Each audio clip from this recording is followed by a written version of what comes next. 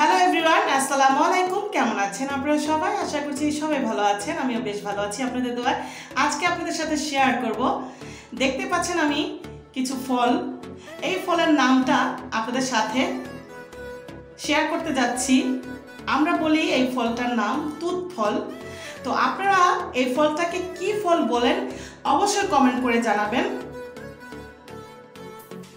তো দেখতে খুব সুন্দর আর খেতে স্ট্রবেরির মতো খেতে, একটু টক একটু মিষ্টি, খুবই মজা রসালো। তো আজকে আমি ভর্তা বানিয়ে দেখাবো, আশা করছি আপনাদের অনেক ভালো লাগবে। আমরা যেমন কালাজাম ভর্তা বানিয়ে খাই, ঠিক এরকম ভর্তা করেই এই তুত ফল খাওয়া যায়। তো তুত ফল কিন্তু এমনিতেই খাওয়া যায়, খুবই ভালো লাগে, খুবই রসালো।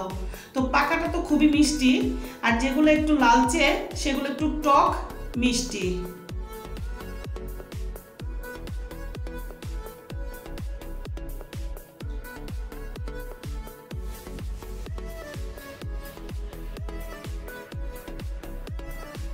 তো এই তো আমি নিয়ে নিয়েছি এখানে কিছু, বোটা ফেলে নিয়েছি, ধুয়ে পরিষ্কার করে নিয়েছি। এখন আমি একটা বয়মে আমি নিয়ে নিয়েছি কাঁচা পাকা মরিচ কুচি করে, সামান্য পরিমাণ লবণ, আপনারা চাইলে এখানে বিট নুন ব্যবহার করতে পারেন। তো এখন আমি তুত ফলগুলো দিয়ে দিচ্ছি।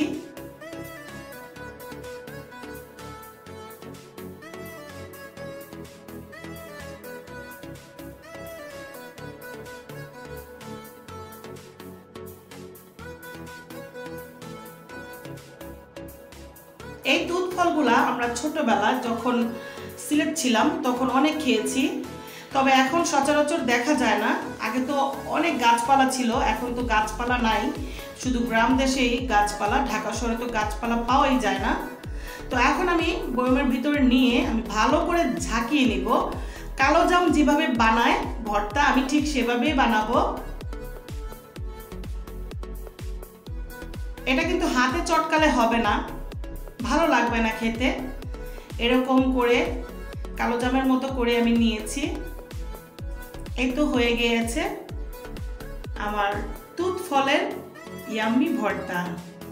অবশ্যই কমেন্ট করে এটার নামটা জানাবেন, কারণ এক এক দেশের এক এক নাম বলে এই ফলটির। তো আজকের মতো বিদায় নিচ্ছি, সবাই ভালো থাকবেন, সুস্থ থাকবেন। আবারও চলে আসবো আপনাদের মাঝে নতুন কোনো ভিডিও নিয়ে। আজকের মতো আল্লাহ হাফেজ।